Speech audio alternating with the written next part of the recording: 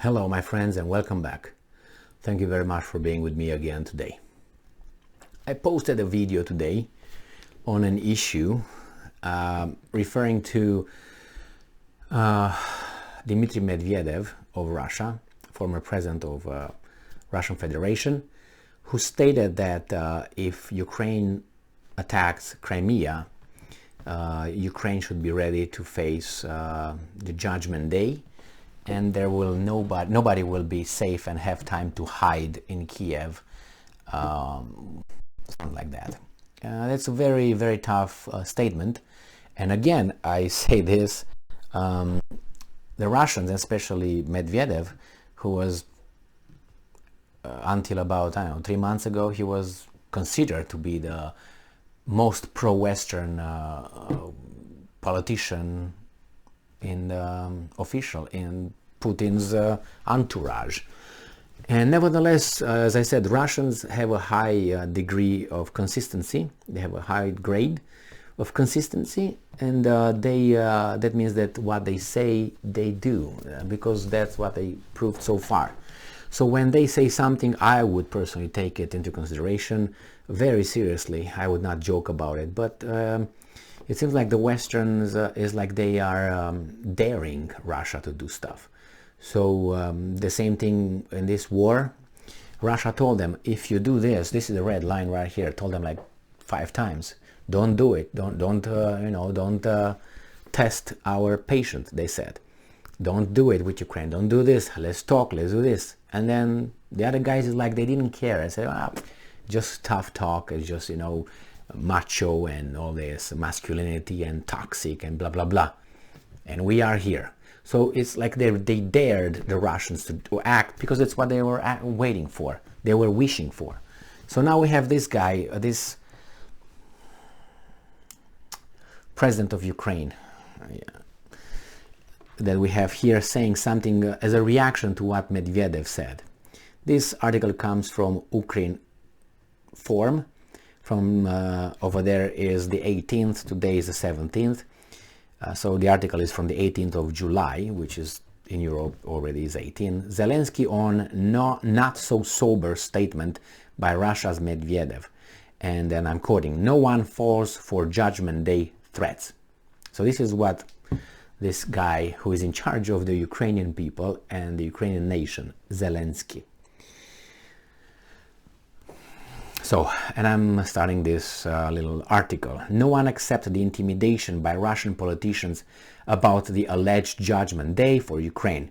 At the same time, Judgment Day will come for Russia in the literal sense for the crimes committed by the terrorist state. That's according to President Zelensky of Ukraine, who spoke of this in a video addressed to the nation on Sunday. And I'm quoting, today another not so sober statement about the alleged Judgment Day for Ukraine came from Russia. Of course, no one will accept such intimidation, but look how cynical it is to say such a thing today, on the anniversary of the destruction of the Malaysian. Now, somehow they're back to Malaysia flight that I don't, anniversary. It's not anniversary, it's commemoration. When people die, you commemorate. You don't. It's not anniversary. It's not a celebration. It's a commemoration when someone dies. I hear this. Yeah, it's anniversary when it's something positive. When it's negative, in this case, it's commemoration. Get your things straight, President.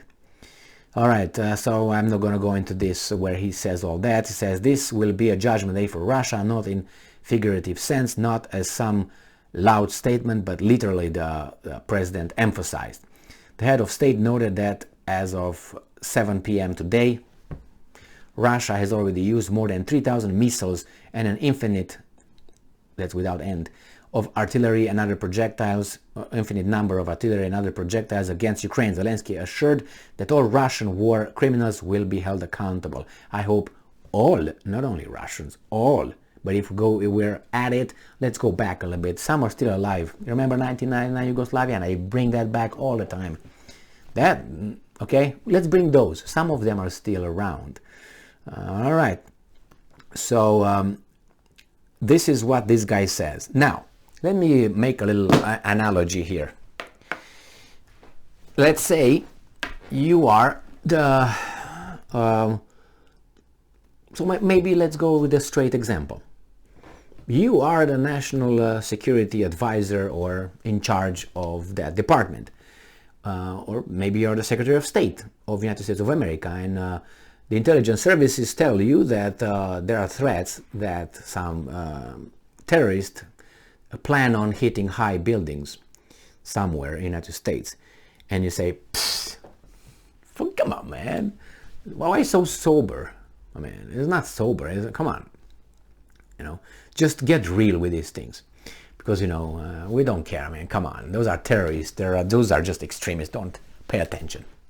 Let's say that person would do that in charge of our defense, our security apparatus, and then something happens with some skyscrapers and something like that. Now, what would you do? No, what do you think should happen to that person in charge of defending those things for saying and taking it so lightly? I'm not saying that you can defend each and every skyscraper or anything like that, but here is specific. It's specific. Guys, if you attack this portion right here, if you attack it, we're gonna you up. And the guy says, come on, man, they're criminals. They should be, and they start with the same, with the record.